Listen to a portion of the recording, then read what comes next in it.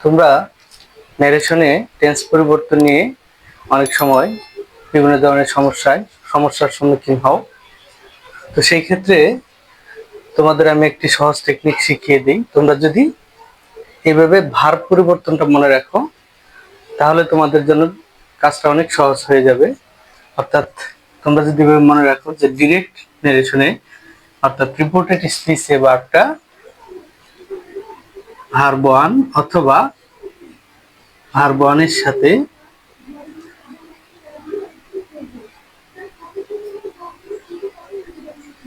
S বা ES থাকে, তবে সেক্ষেত্রে ইনডিরেক্টে তোমরা এটাকে ভার্ব টুতে রূপান্তর করবে, অর্থাৎ পাস্ট ফর্মে রূপান্তর করবে।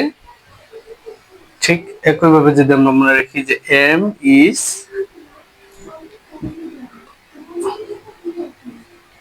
আর থাকলে আমরা সেটার পরিবর্তে লিখতে পারবো ওয়াজ অথবা ওয়ার।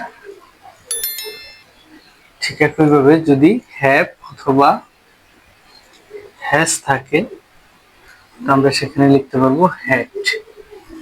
সেম একইভাবে হ্যাভ বিন অথবা হ্যাজ বিন থাকলে আমরা লিখতে পারবো হ্যাড বিন।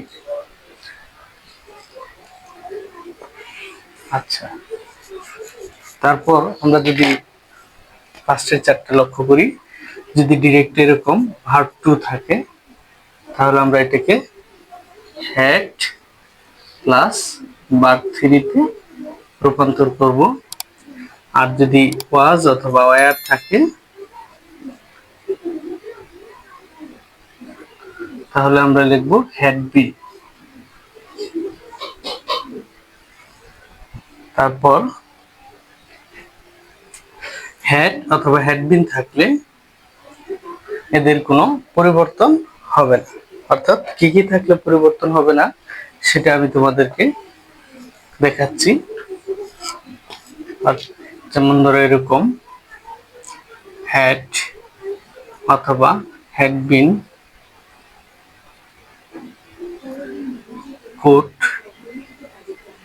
শুড, অর্থাৎ ফিউচার এন্ড পাস্ট যেগুলো আছে, মাইট, উড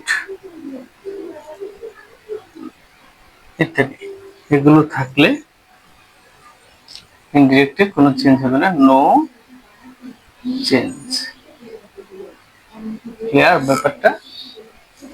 আচ্ছা, এখন যদি আমরা দেখি শ্যাল বা উইল থাকলে, সেক্ষেত্রে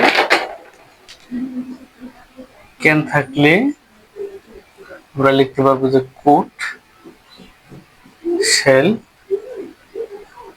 থাকলে হবে শুড, উইল থাকলে উড, মে,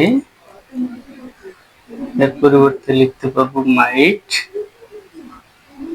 আর আরেকটা জিনিস মনে রাখবে, মাস্ট থাকলে মাস্টের পরিবর্তে হ্যাড টু বসে, মাস্টের পরিবর্তে হ্যাড টু। এই হচ্ছে তোমাদের ন্যারেশনে টেন্স পরিবর্তন বা ভার্ব পরিবর্তন। তোমরা যদি এইভাবে শুধু এই ভার্বগুলো মুখস্থ রাখো, তাহলে তোমাদের আর কোনো ঝামেলায়